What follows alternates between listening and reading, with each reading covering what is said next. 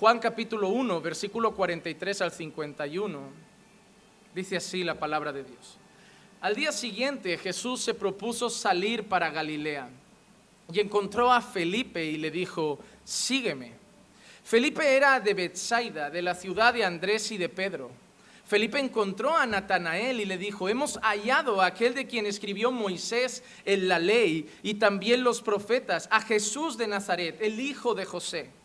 Y Natanael le dijo: ¿puede algo bueno salir de Nazaret? Felipe le dijo: ven y ve. Jesús vio venir a Natanael y dijo de él: he aquí un verdadero israelita en quien no hay engaño. Natanael le dijo: ¿cómo es que me conoces? Jesús le respondió y le dijo: antes de que Felipe te llamara, cuando estabas debajo de la higuera, yo te vi. Natanael le respondió: Rabí, tú eres el Hijo de Dios, tú eres el Rey de Israel. Respondió Jesús y le dijo: porque te dije que te vi debajo de la higuera, ¿crees? Cosas mayores que estas verás. Y le dijo: en verdad os digo, que veréis el cielo abierto y a los ángeles de Dios subiendo y bajando sobre el Hijo del Hombre. Le pido a Dios que me permita decir todo lo que quiero decir en el tiempo que dispongo. Y le pido al Señor, hermanos, que abra sus corazones. Porque yo creo que nuestros corazones pueden contemplar en una manera muy clara en esta mañana la majestad de nuestro Señor Jesucristo. Cuando nosotros hablamos de la iglesia del Señor, nos referimos a personas completamente diferentes. La iglesia de Cristo, si hay una palabra que la puede definir también, es diversidad. Hay personas de culturas diferentes, colores de piel diferentes, idiomas diferentes, países diferentes, nacionalidades diferentes. Pero no solo eso, sino que está formada por personas de carácter diferente. En la iglesia del Señor tenemos gente dicharachera y tenemos gente introvertida. Tenemos gente carismática, gente cerrada, gente que abre el corazón muy rápido y gente que le cuesta abrirse a los demás. Gente que sonríe mucho y gente más seria. Gente que abraza y que no abraza. Gente que es muy cercana y gente que es más separada, más reacia a estar juntos a todo el mundo. Somos personas de países distintos, de colores de piel distintos, de culturas distintas, de educación distinta. En la iglesia del Señor hay gente rica y hay gente con un salario mínimo. En la iglesia del Señor hay gente que anda con un Mercedes y hay gente que anda en autobús. En la iglesia del Señor hay gente que tiene trabajos de buen salario y hay gente que tiene un trabajo con un salario básico. En la iglesia del Señor hay médicos, hay abogados, hay jueces, hay policías, pero también hay amas de casa, hay limpiadoras de hogar, hay hombres que se dedican a otras profesiones para el mundo de menos reputación. Pero eso es la iglesia del Señor. Al Señor le ha placido coger a personas de todo tipo y de todos los lugares para formar lo que Él llama su iglesia. La iglesia del Señor no son edificios hechos de piedra, no son ladrillos sin sentimientos, no son tochos montonados uno encima de otro, formando una casa de roca, de piedra, de hormigón. La iglesia del Señor, por lo contrario, está formada por lo que el apóstol Pedro llama piedras vivas. En 1 de Pedro 2:5 leemos: también vosotros como piedras vivas, sed edificados como casa espiritual para un sacerdocio santo, para ofrecer sacrificios espirituales aceptables a Dios por medio de Jesucristo. Y hoy vamos a hablar de eso. Hoy vamos a hablar de cómo el Señor suma, porque durante su ministerio terrenal es lo que Él más hizo, sumar personas a ese grupo de creyentes que Él llamaría su pueblo o su iglesia. Y hoy vamos a ver concretamente la llegada de dos hermanos, dos nuevos miembros de la iglesia, dos nuevos discípulos. En este caso a Felipe y a Natanael. Y en eso vamos a dividir el mensaje de hoy. El llamamiento de Felipe y con una peculiaridad, una respuesta inmediata. Veremos cómo el Señor no tiene que dialogar con él, no tiene que predicarle la ley, no tiene que hablarle muchas cosas. Una palabra fue suficiente de la boca de nuestro Señor Jesucristo para que Felipe, sin pensarlo, fuera detrás de él. Y la segunda parte del sermón quizá nos llevará un poquito más. Hablaremos de Natanael. El Señor al final cumple su propósito y Natanael lo acaba siguiendo, pero no le hizo falta una palabra, sino que tuvo que responderle incluso algunas preguntas, hablar con él y demostrar algunos de sus atributos para que Natanael tuviera conciencia de que quien estaba delante de él era el Hijo de Dios. Así que ese va a ser el tema que vamos a tratar en este día. Vamos a empezar con Felipe, el llamamiento de Felipe, y lo podíamos titular Un corazón preparado para responder al instante. Versículo 43 dice así: al día siguiente, Jesús se propuso salir para Galilea y encontró a Felipe y le dijo, sígueme. Encontró a Felipe y le dijo, sígueme. Al día siguiente, Jesús ya estaba caminando. Si nosotros leemos todo lo que habría pasado antes, estamos todavía en el capítulo 1 de Juan, pero Juan ya estaba hablando de Jesús, ya estaba predicando sobre Jesús. Juan Bautista ya estaba anunciando que Jesús era el Cordero de Dios que quita el pecado del mundo. Juan ya estaba anunciando que aquel rey que él anunciaba, que él estaba preparando camino para él, había llegado. Y que ahora todo el mundo tenía que escucharlo a él, ir detrás de él. Y en ese tiempo Jesús ya había elegido incluso a 3 discípulos. Estos no son los primeros discípulos que Jesús ha recogido, sino que Jesús ya ha tenido un encuentro con 3 hombres, a los que ha llamado a las filas de su ejército, a las filas de su pueblo y de su iglesia. Y en ese camino, porque Jesús ya ha empezado su ministerio itinerante, en el que ya estaba predicando por las calles, por las ciudades y provincias de Israel, Jesús decide ahora encontrarse con 2 hombres que también quiere para su equipo. Hay una cosa curiosa: Jesús no elegía a todos los que iban detrás de él. Jesús buscaba expresamente a las personas. Hermano, ninguna persona encontrada por Jesús es casualidad. Jesús busca a sus discípulos y lo sigue haciendo hasta el día de hoy. Si el Señor quiere a alguien para su iglesia, el Señor lo va a buscar, lo va a encontrar, lo va a tocar y lo va a traer a su presencia. El mismo Dios que salvaba pecadores sigue salvando pecadores el día de hoy. Dios no ha cambiado. Y el mismo Dios que le dijo sígueme a Felipe, hoy le sigue diciendo sígueme a algunos hombres que no pueden resistirlo y caen rendidos a sus pies. En este caso nos encontramos con Felipe. El Señor se propone salir por Galilea, se encuentra a Felipe y le dice una sola cosa. Los hermanos que aquí a veces han evangelizado, los que ya lo habéis hecho en más de una ocasión, decidme la verdad. ¿Vais a la gente de la calle y le dices sigue a Jesús? Seguramente no te paras delante de la gente y solo le dices sigue a Jesús. Pero debemos tener en cuenta el contexto en el que nos encontramos. Ya alguien estaba diciendo que Jesús era el Cordero de Dios. Ya alguien estaba hablando que Jesús era el Mesías. Ya alguien estaba diciendo que Jesús era el Hijo de Dios. Y algunos discípulos habían empezado a seguir a Jesús. Y da la casualidad de que Felipe era de la misma ciudad que alguno de esos discípulos que Jesús había tomado. Y posiblemente al ser de la misma ciudad, Felipe ya sabía lo que estaba pasando, ya había escuchado, y no era casualidad encontrarse con Jesús y que Jesús simplemente le dijera, Felipe, sígueme. Es muy probable que Felipe ya hubiera escuchado cosas de Jesús. Es muy probable que Felipe ya le hubieran dicho quién era Jesús. Y a Jesús solo le hizo falta decir, ya, sígueme. Porque ya sabes quién soy. Porque ya te lo han dicho. Lo maravilloso de esto es que yo creo, como en todas las salvaciones, que el Espíritu de Dios ya había trabajado en el corazón de Felipe. Hermano, la diferencia, y lo vamos a ver aquí, es que es necesaria una obra de Jesús en las personas para que lo sigan. Nosotros nos vamos a dar con muchas personas que le vamos a hablar 40 veces y no van a seguir a Jesús. Y da la casualidad que van a haber personas que llegarán un día a un culto y ese día se rendirán a Cristo.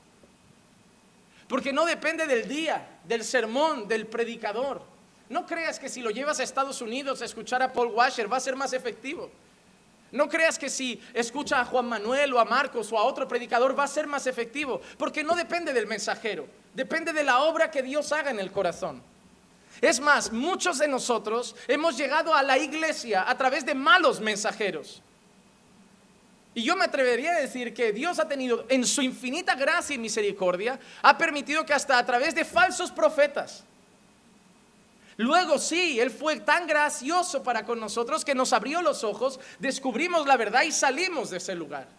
Pero muchos llegamos a través de malas iglesias. de malos predicadores, demostrando el Señor que así como usó un burro, una mula para hablar con un profeta, puede usar un falso profeta para salvar a un pecador y luego arrancarlo de ese lugar cuando le abre los ojos a la verdad del evangelio. Yo estoy convencido de que Dios tenía un plan en Felipe, ya había preparado su corazón para que cuando le dijera sígueme, él simplemente dejara todo y le siguiera. Porque no es la primera vez que pasa. Hay un llamado de uno de sus discípulos que es exactamente igual. Es el caso de Leví, al que muchos conocen como Mateo. El Señor tampoco le dijo muchas cosas. Lo tenemos en Lucas 5, 27 y 28. Después de esto Jesús salió y se fijó en un recaudador de impuestos llamado Leví, sentado en la oficina de los tributos, y le dijo, sígueme. ¿Qué le dijo? Sígueme. Oye, qué buena ¿te imaginas, Jesús, danos un curso de evangelismo? Ah, vale, yo llego, les digo, sígueme y me siguen. Ojalá fuera tan sencillo. La frustración de la mayoría que evangelizan hoy es que van a 200 y no les sigue ni uno. Pero hermano, tú y yo no somos Jesús. Jesús no pierde el tiempo hablando con personas. Él sabe quién lo va a seguir porque Él hace que lo sigan. Cuando el Señor busca a alguien, esa persona viene. Ay, ¿qué le pasó con Judas? Él necesitaba un traidor, hasta el traidor lo eligió Él. Judas, sígueme. Ah, muy bien, necesito un traidor, no te lo voy a contar porque si no, ya te darás cuenta el día que lo hagas. Pero el llamado de Dios es infalible. Y eso me trae mucha esperanza. Porque hay mucha gente que vive diciendo, es que tienen el corazón duro, es que no quieren al Señor. ¿Saben qué? Nadie quiere a Dios. Todos tienen el corazón duro, no pueden dar a su familia por perdida, no pueden dar a una cultura por perdida, no pueden dar a una nación por perdida. Es que los españoles tienen el corazón duro. ¿Yo que soy turco? Su pastor es español, recuérdenlo. Cuando digan los españoles tienen el corazón duro, recuerden, mi pastor es de España. Y Dios lo usa. Entonces, Dios no tiene problema con nacionalidades. Ay, es que evangelizar musulmanes es difícil. Es que evangelizar un testigo de Jehová es difícil. Es que evangelizar un adventista es difícil. No es difícil. Dios no tiene ninguna dificultad. Difícil para ti si crees que depende de ti. Difícil para ti si crees que depende de tu elocuencia, de tus argumentos, de tus palabras, de tus estrategias. Pero cuando sabes que depende de Dios, no es difícil. Tú haces tu parte y sabes que Dios rompe el corazón que Él quiere. Hasta el hombre más ateo de la faz de la tierra. Hermanos, por ejemplo, hombres como Stephen Hawking, enemigos declarados de Dios. Si Dios hubiera querido que fuera creyente, lo hubiera hecho. Porque no depende de nosotros, depende del obrar de Dios en el corazón de las personas. Y eso lo demuestra con el llamamiento de Felipe y con Leví. Le dijo, sígueme. Y él, dejando todo, se levantó y le seguía. Recaudador de impuestos, una de las profesiones mejores pagadas en aquel entonces. Y no solo, eso tenía como beneficios además del sueldo. Ser recaudador de impuestos era protegido por la corte. Roma te protegía, porque saben que tus compatriotas te odiaban y había mucha gente rebelde. Muchos se manifestaban. Entre los judíos también estaban los que les gustaba salir a la calle, a dar grito, a rebelarse contra la sociedad. Había gente así. Y los recaudadores de impuestos corrían peligro, eran odiados porque decían que eran judíos, que habían traicionado a su nación para arrancarles dinero y dárselo a Roma. Entonces Roma les daba un buen salario y además de darles un buen salario, Roma les brindaba protección, buenas casas, buen salario, buena vida, protegidos, buena condición. No tenían reputación entre los judíos, pero bien vistos entre los romanos. Y no se lo dudó, no se lo pensó, no le dijo, bueno Jesús, dime los horarios de los cultos que hablaré con mi jefe para ver si me deja salir un poco antes. No le dijo, Jesús, espérate que hablo con el emperador a ver qué le parece esto. No me importa quién es mi jefe, no me importa lo que piensa el emperador. El Señor quebranta su corazón y al instante dice que deja todo y lo sigue. ¿Y tú tienes dudas de que el Señor pueda salvar a tu madre, a tu padre, a tu hermano? Todavía no sabes quién es Dios. Si dudas de la salvación de cualquier persona que te rodea, es que no sabes quién es Dios. Deja de pensar en esas iglesias que nos hacen creer que el evangelismo depende de nosotros. No, yo soy un ganador de almas. Tú no te ganaste ni a ti mismo. ¿A quién vas a ganar tú? El mayor ganador de almas, el único ganador de almas que existe se llama Espíritu Santo. Tú y yo no somos más que una tubería que lleva el agua, un medio, un canal, pero nosotros no llegamos al corazón. Si yo predico domingo tras domingo, un montón de personas de aquí a veces ni cambian. Y no es porque la palabra sea mala o porque el sermón sea malo, sino que depende únicamente de la obra de Dios en sus corazones. Como alguien dijo una vez, yo puedo llevar la palabra a vuestros oídos, solo Dios la puede llevar a los corazones.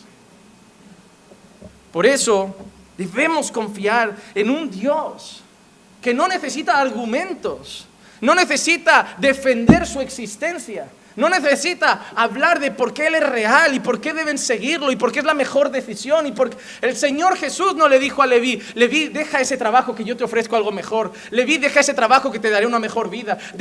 No le dijo nada más, le dijo, ven y sígueme. Él no tiene que ofrecer nada, Él no tiene que chantajearos, Él no tiene que ofreceros algo mucho mejor que compense. Él no quiere ser un Dios racional en el sentido de que dice, mira, esta es tu vida, yo te ofrezco un mejor contrato para que cambies el mundo por mí. No, soy Dios, y si digo, sígueme, solo tienes una cosa que hacer, seguirme, aunque al final te cueste la vida. Como fue en el caso de todos los apóstoles, prácticamente menos Juan, que murió aislado en la isla de Patmos. Hermano, Dios es poderoso. Y Dios no te tiene que seducir con trampas, con trucos, no tiene que poner anzuelo.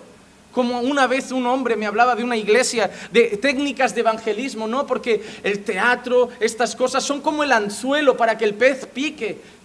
No necesitamos carnada, no necesitamos anzuelo, necesitamos palabra de Dios. Esa es la red. Y confiar en el poder de Dios. A mí cuando alguien me pregunta ¿qué es lo más importante en el evangelismo? Siempre lo diré y siempre lo tendré claro. Orar. Orar por las almas. Porque depende de Dios. Tú puedes tratar tus papeles con tu esquema de evangelización perfecto y no pasar nada. Y puedes ser medio torpe. Como aquel ciego que decía, mira, yo no sé nada, yo solo sé que era ciego y ahora veo y fue Jesús. Ah, pues yo también. ¿Cómo que me sigues si el otro te ha dado esa charla de pasando por la ley para que sepas que eres pecador? Romanos 3:23, por cuanto todos pecaron. ¿Te lo ha contado también? No, pero no ha causado ningún efecto aquí. No que no haya que hacerlo bien, claro que hay que pasar por la ley. Claro que hay que enseñar que son pecadores, pero quiero que su confianza no esté en su argumento, en su elocuencia o en la perfección de su sermón. Hermanos, yo he preparado sermones que los papeles eran perfectos y no ha tocado un corazón. Y han habido días que me he encontrado enfermo, desorientado o perdido y he llegado con un sermón preparado torpe, que no le veía mucha gracia y yo débil aquí o enfermo o con malestar. Y ese día el Señor hacer cosas maravillosas en los corazones. Como para demostrarme, no depende de tu preparación, tú debes prepararte, es tu responsabilidad, pero lo que pase en ellos depende de mí. Y eso es lo que Jesús demuestra con Felipe. En el segundo versículo que hemos leído, el 44, para mí hay otra cosa preciosa que quiero compartir con ustedes. Dice, Felipe era de Betsaida, de la ciudad de Andrés y de Pedro. Felipe era de Betsaida, de la ciudad de Andrés y de Pedro. Y quiero traer otro mensaje, una cosa a sus corazones. Andrés y Pedro ya eran en ese momento discípulos de Jesús, ya habían sido rescatados por Jesús y por eso digo que probablemente Felipe ya había escuchado hablar de Jesús. ¿Quién era Jesús? ¿Qué se decía de Jesús? Incluso seguro que sabría, no, mira, aquellos hombres que se dedicaban a la pesca lo han dejado todo para seguirlo a él. Pero me resulta curioso y no creo en las casualidades en la Biblia. Creo que cuando algo se escribe tiene un porqué. Y escribe concretamente que era de Betsaida. Y Betsaida solo sabemos una cosa en la Escritura: que le dieron la espalda a Jesús tremendamente, que no quisieron a Jesús, hasta el punto que Mateo 11:21 dice lo siguiente: ay de ti Corazín, ay de ti Betsaida, porque si los milagros que se hicieron en vosotras se hubieran hecho en Tiro y en Sidón, hace tiempo que se hubieran arrepentido en cilicio y ceniza. Mira lo que le dice Jesús a las personas de esas ciudades: ay de ti Corazín, ay de ti Betsaida, si todo lo que he hecho en vosotros, milagros y señales, lo hubiera hecho en otra ciudad, me estaría siguiendo la ciudad entera. Y vosotros habéis visto milagros y no me queréis. Hay una enseñanza muy importante ahí: los milagros no salvan. Hay gente que puede verlo todo y nunca creer. Hay gente que ha pasado por cáncer y le ha rogado a Dios: si me curas, y luego vuelven al mundo. Hermano, el mayor milagro que Dios puede hacer está en el corazón, no en la sangre, no en una enfermedad. Es glorioso cuando el Señor cura, pero es más glorioso cuando el Señor salva, porque puede ser curado y no salvo.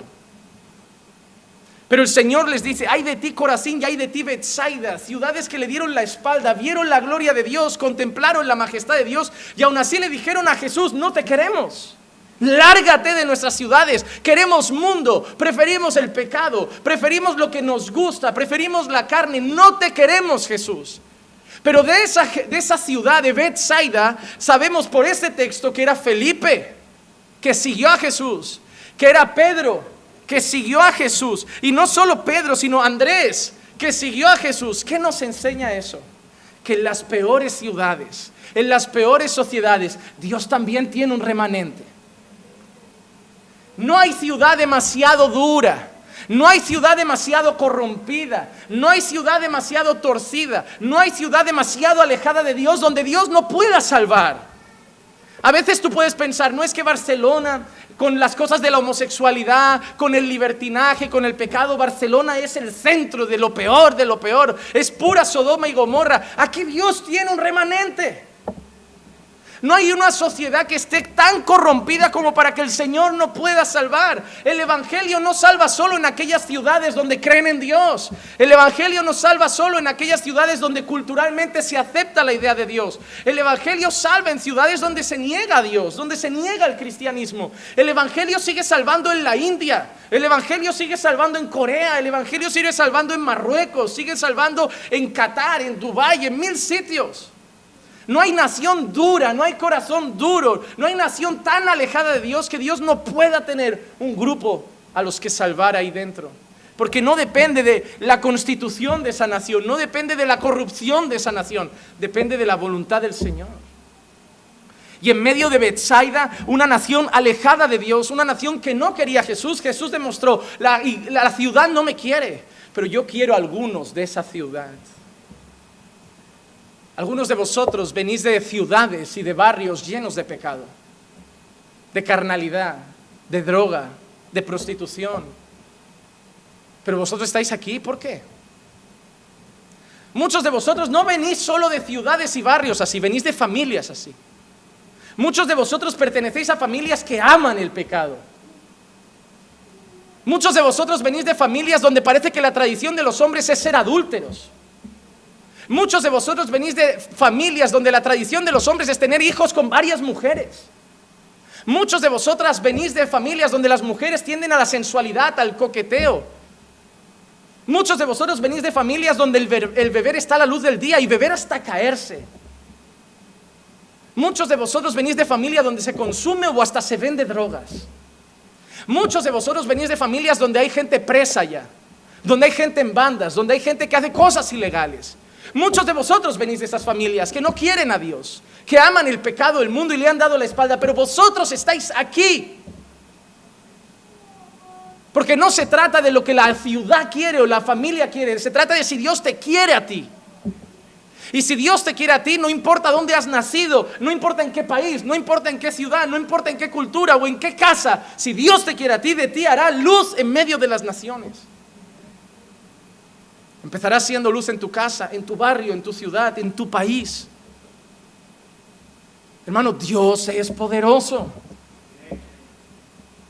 ¿Cómo Dios va a querer a alguien de mi casa si en mi casa solo bebemos, nos drogamos, nos gusta el baile, la fiesta, todo lo malo, toda la sensualidad, la pornografía, todo? Pero Dios te quiere a ti. Igual que en Betsaida y en Corazín no querían a Dios, pero Dios quería gente de allí. A lo mejor en tu familia nadie quería a Dios, pero Dios a ti sí te quería. Hermano, eso es motivo para sentirte amado. Piensa un instante mientras yo sigo ahora, piensa un segundo, ¿qué motivos le has dado en tu vida a Dios para que Él te quiera? Así que después nunca vuelvas a decir: no siento el amor de Dios, porque estás hoy aquí y seguro que como yo no le has dado ningún motivo para merecer estar aquí. Nunca digas: no siento el amor de Dios. Solo tienes que leer la palabra y saber que Dios te ama. Nunca digas, no siento el amor de Dios. Dios te ama. Si no, no estarías en este lugar. Seguirías en el lodo. Seguirías pudriéndote. Seguirías rompiendo tu vida. Muchos ya no tendríais matrimonio. Muchos ya no tendríais familia. Muchos habríais perdido a sus hijos. Muchos habríais caído en drogas. Algunos igual habríais muerto. Otros estaríais igual presos. Estáis aquí. Nunca vuelvas a decir, no siento que Dios me ama. No siento que Dios me ama. Os late el corazón, Dios os ama. Ya es prueba suficiente. Ya es prueba suficiente. Dios quería a un hombre de una ciudad corrupta y solo le bastó decir, sígueme, y ese hombre lo siguió. Vamos al siguiente versículo 45 y entramos en el segundo personaje, Natanael. Natanael. Felipe encontró a Natanael y le dijo, hemos hallado a aquel de quien escribió Moisés en la ley y también los profetas, a Jesús de Nazaret, el hijo de José. Hay una cosa que me resulta tierna en Felipe y me preocupa en nosotros. Felipe, en el momento que se encuentra con Jesús, ¿qué hace? Sigue a Jesús. Y en cuanto empieza a seguir a Jesús, ¿qué es lo primero que hace Felipe? Va a buscar a otro. Esto no me lo puedo guardar para mí. Esto no me lo puedo quedar para mí solo. No puedo quedarme este tesoro conmigo. No puedo quedarme este mensaje conmigo. No puedo quedarme a Jesús solo yo. Eso lo tiene que saber alguien. Y la mente de Felipe empezaría a pensar en conocidos, en vecinos. Dijo, no, voy a buscar a Natanael. Le tengo que contar a Natanael lo que acabo de ver. He conocido a Jesús. He conocido al Hijo de Dios. He conocido al Mesías. He conocido a aquel de que Moisés dijo, vendrá un profeta mayor que yo. A él tendréis que escuchar. He conocido a aquel del que hablaba Isaías. He conocido a aquel del que hablaban los salmos. He conocido a aquel que iba a aplastar la cabeza de Satanás. He conocido al gran deseado, al anunciado del que hablaba Juan Bautista. Lo tengo que compartir. Pero tristemente hoy, hermanos, ¿cuántos hacen eso? ¿Cuántos comparten este tesoro? Si tuvieran en sus manos la cura del cáncer, no se lo guardarían. Irían corriendo a decirle a la gente, yo tengo la cura del cáncer. Pero tienen algo mucho mayor. Tienen el mensaje que puede hacer que alguien pase del infierno a la gloria eterna. Tienen el mensaje que puede hacer que alguien pase de las tinieblas a la luz. Tienen el mensaje de salvación. Y lo guardan como si no lo tuvieran, hermano. Hay que compartirlo. Felipe siguió a Jesús y lo primero que pensó es, esto no me lo puedo guardar yo, esto lo tengo que llevar a otras personas. Y corrió a Natanael a hablar con él. Le dijo, hemos hallado a aquel de quien escribió Moisés en la ley y también los profetas, a Jesús de Nazaret, el hijo de José. Hermano, eso es tremendo, porque no es la primera vez que sucede. Juan 4:39, y de aquella ciudad muchos de los samaritanos creyeron en él por la palabra de la mujer que daba testimonio diciendo, él me dijo todo lo que yo he hecho. La mujer samaritana, después de su encuentro en el pozo con Jesús, ¿qué hace? Va a Samaria, no le dijo quiero ser pastora. Va a Samaria y lo único que hace es decir que ha encontrado a Jesús.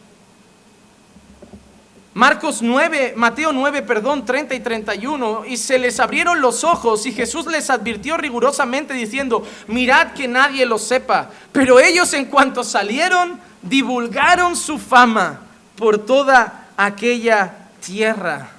Por toda aquella tierra.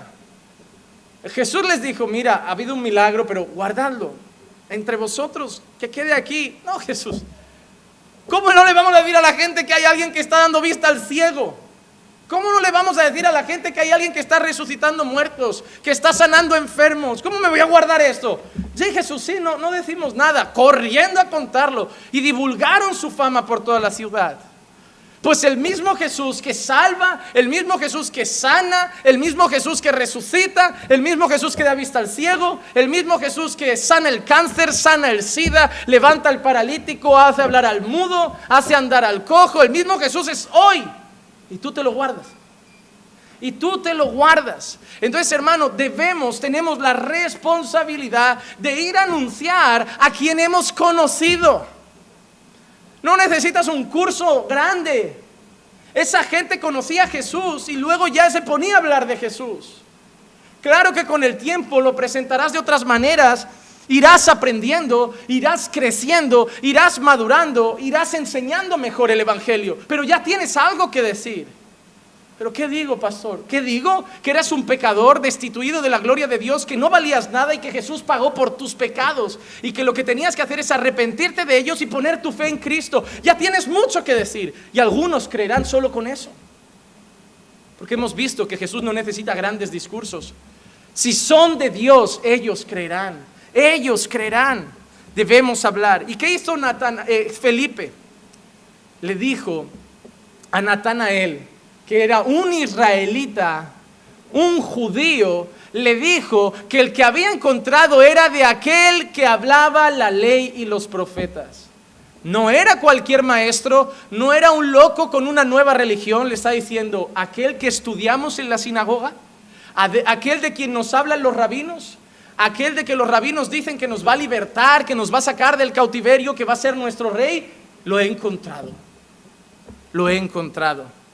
La ley da testimonio de Jesús. Lucas 24:44. Y les dijo, esto es lo que yo os decía cuando todavía estaba con vosotros, que era necesario que se cumpliera todo lo que sobre mí está escrito en la ley de Moisés, en los profetas y en los salmos. Hermano, con el tiempo te das cuenta que sin la ley no conoces bien a Cristo. Hay muchos que creen en Jesús solo porque los evangelios dicen Jesús es el Hijo de Dios. Pero la ley habla detalle a detalle de cómo era Jesús. Nacido de una virgen de Belén de Judá. De Belén de Judea, nacido de una virgen. Su entrada será en un pollino. Será rechazado, será golpeado. Usarán su ropa y la repartirán entre ellos. No quebrarán sus huesos. Cada una de esas profecías se cumplen en la persona de Jesús. Es maravilloso conocer eso. Jesús le dice eso a sus discípulos. Era necesario que se cumpliera todo lo que se dice de mí en la ley, en los profetas y en los salmos. Pero ahora empiezan los obstáculos, versículo 46. Los obstáculos en el corazón de Natanael. Y Natanael le dijo, ¿puede algo bueno salir de Nazaret? Felipe le dijo, ven y ve. Felipe le dijo, ven y ve. Yo quiero hacer dos comentarios en esto, dos comentarios. Primero la pregunta de Natanael, ¿puede algo bueno salir de Nazaret? Yo sé que hay muchos comentaristas que por mucho tiempo han creído que Natanael habla como con soberbia, como casi como burlón, así como, ¿qué va a haber bueno en Nazaret? Pero yo no creo que sea el tono. Yo comprendo a Natanael. Luego veremos cómo Jesús llama a Natanael un verdadero israelita en quien no hay engaño. Natanael era un hombre que Jesús con esa expresión lo define como íntegro. Probablemente conocía la ley.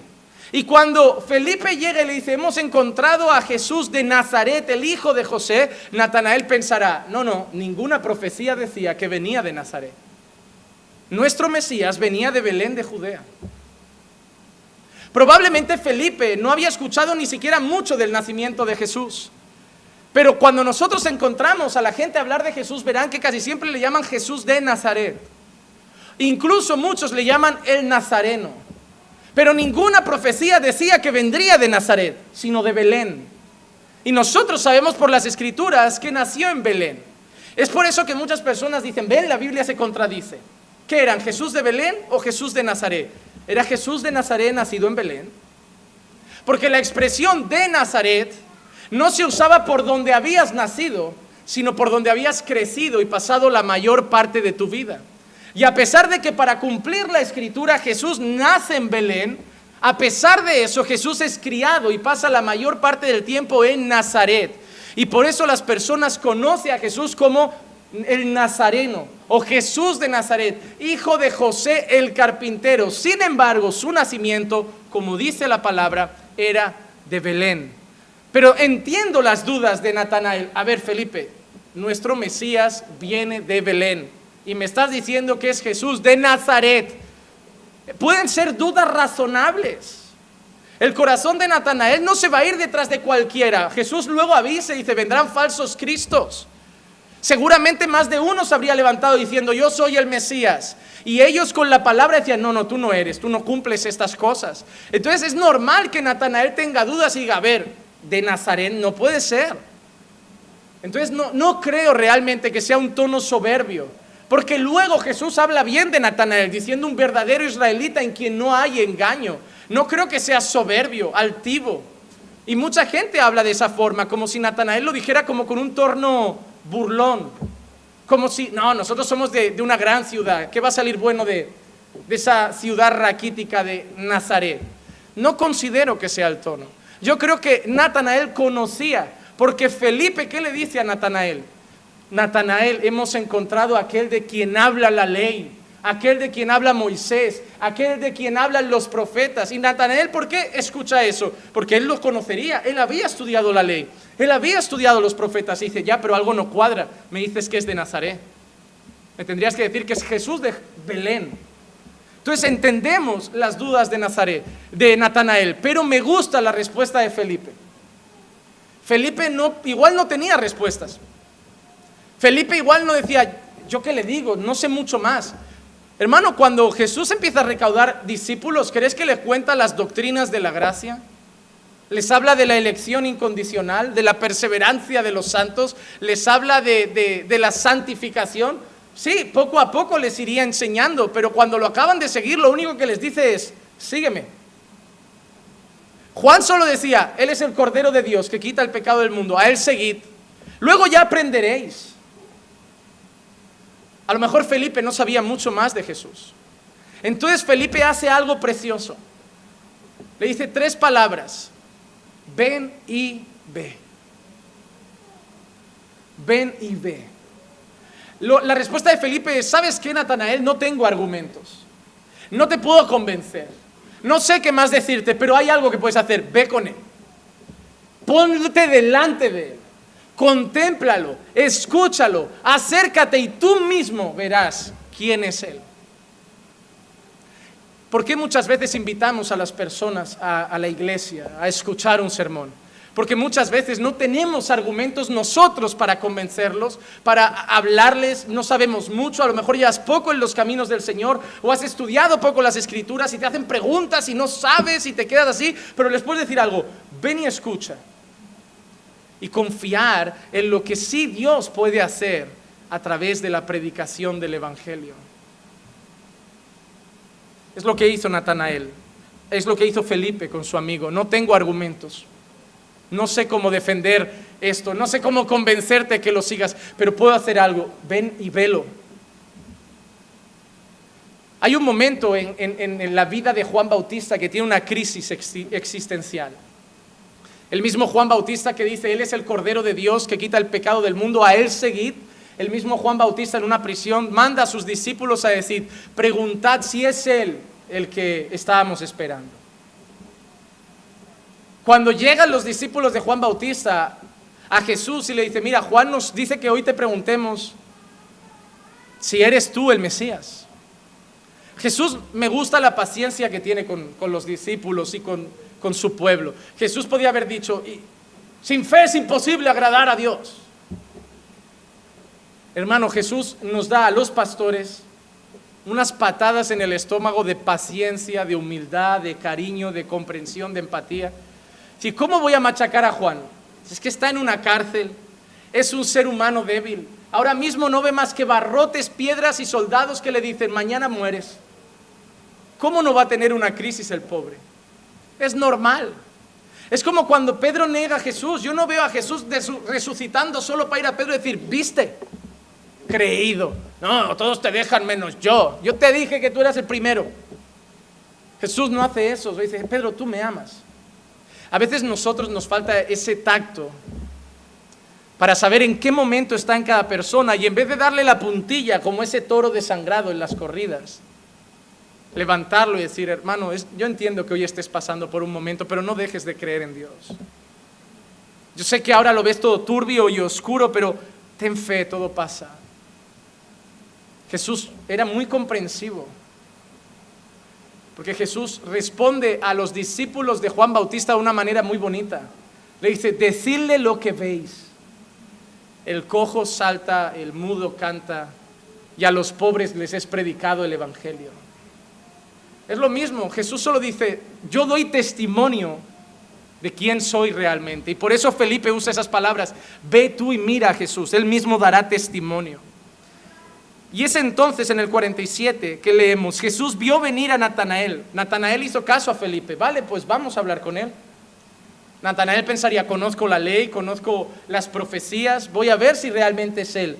Y Jesús vio venir a Natanael y dijo de él, he aquí un verdadero israelita en quien no hay engaño. He aquí un verdadero israelita en quien no hay engaño. Rápidamente quiero decir algo. La palabra un verdadero israelita en quien no hay engaño no está usada por casualidad. El engaño para los israelitas, la falta de integridad, la mentira, la deshonestidad, era algo que hacía que el testimonio de un judío cayera al suelo. Piensen que el judío, por tradición, por costumbre, por genealogías, por sus antepasados, tenía el engaño muy mal visto. Y sabrán por qué. Génesis 27:35, y él respondió, tu hermano vino con engaño y se ha llevado tu bendición. El judío, en sus antepasados, uno de sus patriarcas, tenía un punto negro en su currículum, y es usar el engaño para quitar la bendición de su hermano y tomarla de su padre, que estaba medio ciego. Entonces, para un judío el engaño está muy mal visto, porque si leen las escrituras, sobre todo leen Génesis 34, verán que Jacob no solo usó el engaño, sino que a su descendencia llegó esa costumbre también, y hubieron malas prácticas. Sin embargo, desde entonces, el judío defiende mucho el concepto de integridad, el no tener engaño en nosotros. Por eso leemos, por ejemplo, en el Salmo 32:2, cuán bienaventurado es el hombre a quien el Señor no culpa de iniquidad y en cuyo espíritu no hay engaño. Jesús le acaba de decir a Natanael, eres un verdadero israelita íntegro, en ti no hay engaño. Le está diciendo, no eres como esos fariseos a los que les voy a decir, sois hipócritas, laváis el vaso por fuera, pero por dentro estáis podridos. No, Natanael, tú realmente eres íntegro, en ti no hay engaño. Qué bonito cuando Dios mismo habla bien de algunos hombres como Natanael, o habla bien de Job. Ojalá un día lleguemos al punto en que Dios nos mire y pueda decir esas cosas de nosotros. Versículo 48, vemos la respuesta de Natanael. Natanael le dijo, ¿cómo es que me conoces? Otra vez, depende de cómo mires el texto.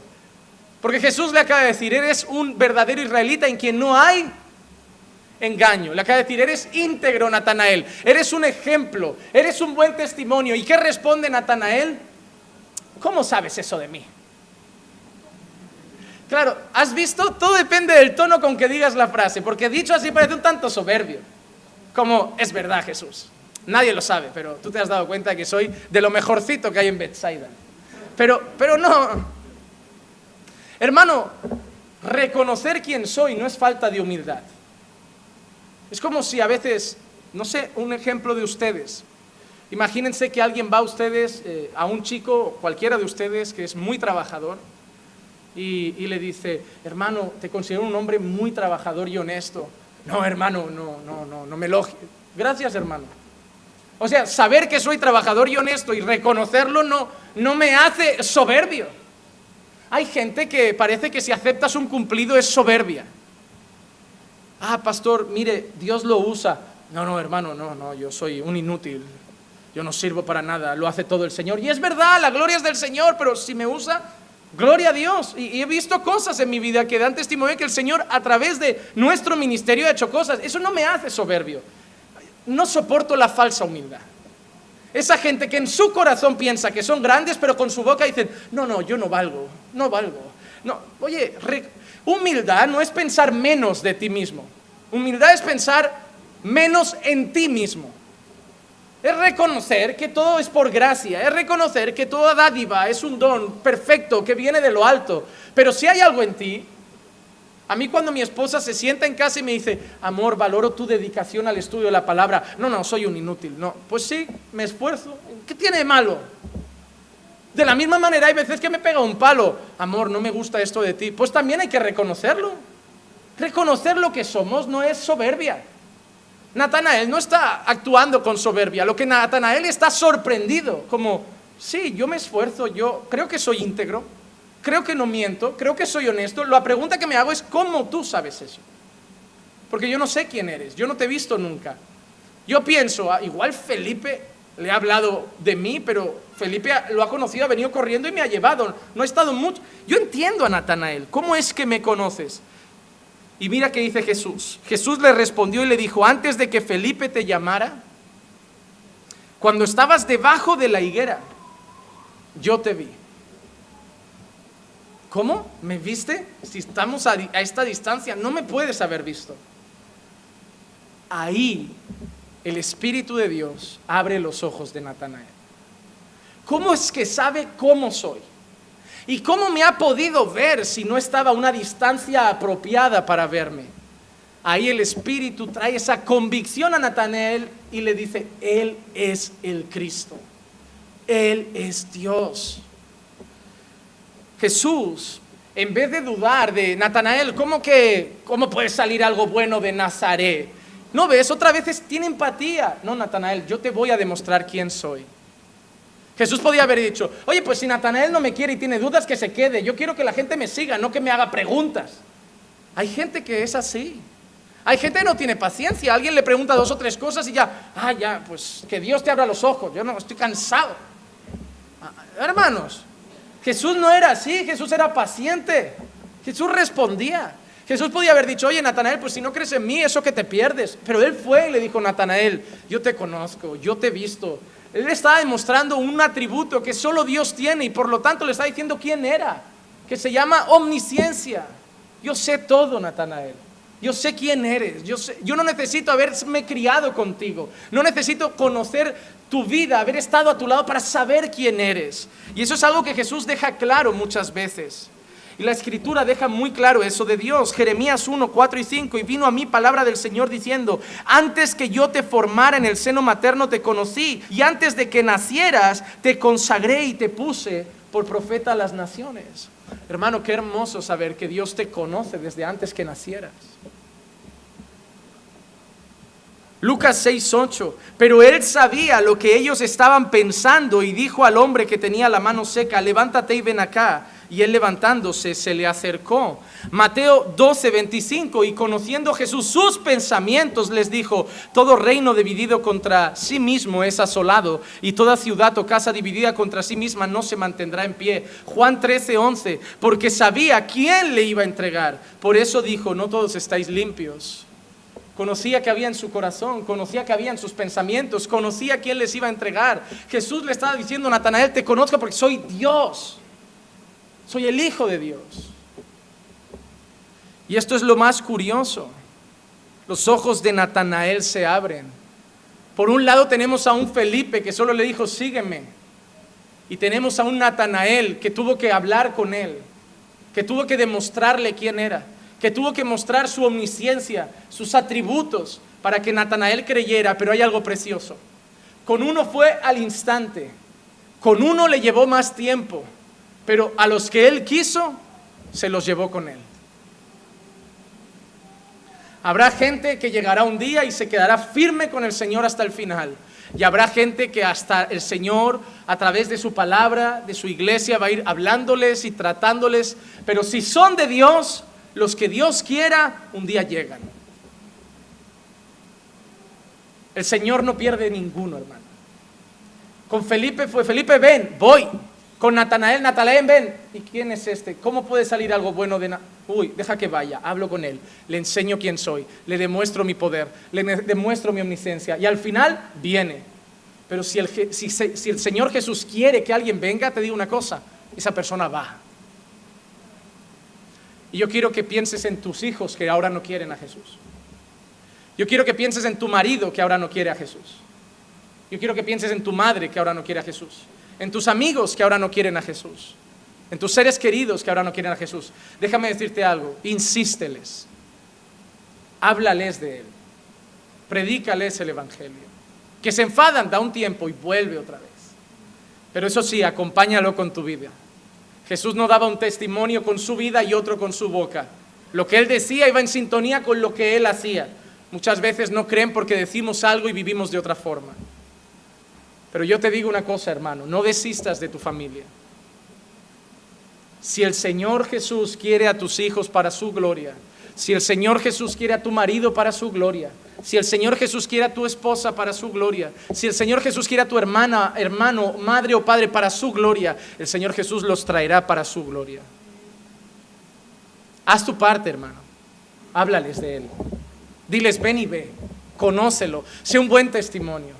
Predícales con amor, sé paciente, no seas soberbio, nunca te presentes como mejor que ellos, más moral que ellos, más bueno que ellos. Preséntate como un vil pecador que ha sido salvado, que nunca piensen que te crees mejor que ellos. Reconóceles que eres un rastrero que el Señor ha salvado por gracia y que lo único que quieres es que esa gracia también los alcance. Y no desistas. Hermano, mientras el corazón de tu familia lata, háblales de Jesús. Hay esperanza. Si Jesús salvó a un malhechor en la cruz en el último momento, puede hacer lo mismo con tu familia. Y ese es el sermón del domingo que viene. Lo he titulado De la cruz al paraíso. Y creo que va a ser precioso. Pero hermanos, cuando el Señor quiere a alguien, sea Felipe Natanael, sea de Perú o Costa Rica, el Señor lo busca, el Señor trata con su corazón, abre sus ojos y lo trae a su presencia. Natanael, que tenía dudas, que no lo veía claro, que no creía mucho en el mensaje de Felipe, ahora responde de una manera diferente. Natanael le respondió, versículo 49, Rabí, tú eres el Hijo de Dios, tú eres el Rey de Israel. ¿Cómo ha cambiado la historia? La primera frase de Natanael, ¿puede algo bueno salir de Nazaret? La segunda frase de Natanael, tú eres el Hijo de Dios, tú eres el Rey de Israel. Hoy hay gente que puede estar diciendo, no creo en Jesús, yo dudo en Jesús, no creo en la palabra, y tenerlo el año que viene en esta iglesia, cantando con las manos levantadas y diciendo, Hijo de David, ten misericordia de mí. Nuestro Dios es precioso. Los ojos de Natanael se abren y empieza a llamar a Jesús por lo que es. Ya no el nazareno, ya no el hijo de José, ya no el hijo de un carpintero, ya no alguien que viene de una pequeña ciudad, el Rey. Pasamos de no creer en Él a decir que es nuestro Rey. Pasamos de no cantarle a adorarle. Pasamos de no creerle a vivir para Él. Hay que reconocer que Él es Rey. Salmo 2:6, pero yo mismo he consagrado a mi Rey sobre Sión, mi santo monte. Juan 12:13, tomaron hojas de las palmas y salieron a recibirle y gritaban, Hosana, bendito el que viene en nombre del Señor, el Rey de Israel. Incluso Pilato en Juan 18:37, entonces dijo, ¿así que tú eres Rey? Jesús respondió, tú dices que soy Rey. Para esto yo he nacido y para esto he venido al mundo, para dar testimonio de la verdad. Todo el que es de la verdad escucha mi voz. Incluso Apocalipsis 19:6, y en su mano, en su manto y en su muslo tiene un nombre escrito, Rey de Reyes y Señor de Señores. Quizá no sabía algo Natanael, como muchos judíos, quizá pensaba que ese rey sería el rey de una nación, el rey del Israel físico, del pueblo judío que había allí en Jerusalén. Luego ya sabría que Él sería el Rey de los creyentes, no el Rey físico de Jerusalén, sino el Rey de este pueblo formado por judíos y gentiles que han creído el Evangelio. ¿Y cómo termina nuestra historia? 5 minutos y nos marchamos. Versículo 50. No solo Jesús trae salvación, con la salvación vienen muchas cosas, hermano. Jesús le dice, respondió Jesús y le dijo, porque te dije que te vi debajo de la higuera, ¿crees? Cosas mayores que esta verás. Y te digo, en verdad os digo que veréis el cielo abierto y los ángeles de Dios subiendo y bajando sobre el Hijo del Hombre. El Señor Jesús, cuando depositamos nuestra fe en Él, no solo nos salva, sino que en Él recibimos promesas.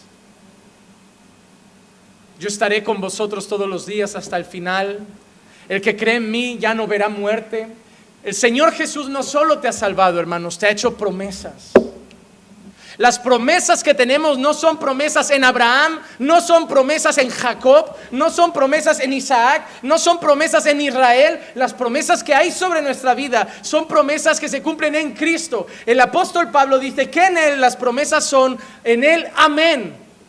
Las promesas son en Él. Pablo dice concretamente en su segunda carta a los Corintios 1:20, pues tantas como sean las promesas de Dios, en Él todas son sí, por eso también por medio de Él, amén, para la gloria de Dios por nosotros.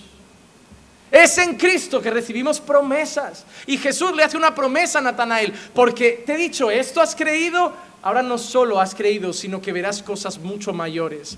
Y le dice, y veréis al Hijo del Hombre, y veréis el cielo abierto y los ángeles de Dios subiendo y bajando por el Hijo del Hombre. Y es tremendo cómo acaba Jesús, porque le deja claro que el cielo va a dar testimonio de quién es Él. No solo lo que Él hace en la tierra, sino que el mismo cielo da testimonio de quién es Él. Y termino con esto. En su bautismo, el cielo dio testimonio de quién era Jesús. Mateo 3, 16, 17. Después de ser bautizado, Jesús salió del agua inmediatamente. Y aquí los cielos se abrieron y Él vio al Espíritu de Dios que descendía como una paloma y vino sobre Él. Y aquí se oyó una voz de los cielos que decía, este es mi Hijo amado en quien me he complacido. El cielo también se manifestó en su gloriosa ascensión. Marcos 16, 19. Entonces el Señor Jesús, después de hablar con ellos, fue recibido en el cielo y se sentó a la diestra de Dios. Y así como el cielo se manifestó en su nacimiento, el cielo se manifestó en su bautismo, el cielo se manifestó en su ascensión, el cielo se manifestará en su regreso. Hechos 1, 10, 11. Y estando mirando fijamente al cielo mientras Él ascendía, aconteció que se presentaron junto a ellos dos varones de vestiduras blancas que les dijeron, varones galileos, ¿por qué estáis mirando al cielo? Este mismo Jesús que ha sido tomado de vosotros al cielo, vendrá de la misma manera, tal como lo habéis visto ir al cielo. Hermano, dos cosas quiero decirte. El que salva es Cristo, y si Cristo quiere salvar, nadie puede impedirlo. Algunos parece que es más difícil, que tardan más, pero para Cristo no hay dificultad. No es que yo veo imposible que mi marido se salve, quita eso de tu boca.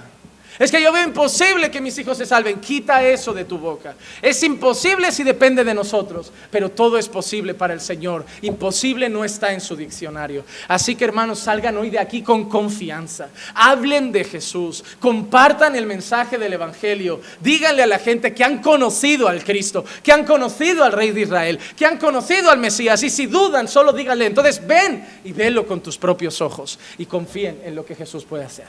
Vamos a orar y dar la gloria a Dios. Padre, te damos gracias por tu palabra. Gracias, Señor, por tu salvación y por tu gloriosa obra en nuestros corazones. Nosotros no éramos, Señor, más blandos o más fáciles que otros que están ahí fuera, pero tú quebrantaste nuestro duro corazón, quitaste nuestro corazón de piedra, nos diste un corazón de carne y pusiste en nosotros tu Santo Espíritu para que andáramos en tus caminos. Oh, gloria sean dadas a ti, porque nosotros no, Señor, hacemos la obra, eres tú quien la hace a través de nosotros. Tú, tu Santo Espíritu, es el que sigue rescatando pecadores. No nos dejes guardarnos esto en nosotros. Ayúdanos a salir y compartirlo para gloria y honra tuya. Gracias, Padre, por todo. En el nombre bendito de Jesús. Amén, amén y amén.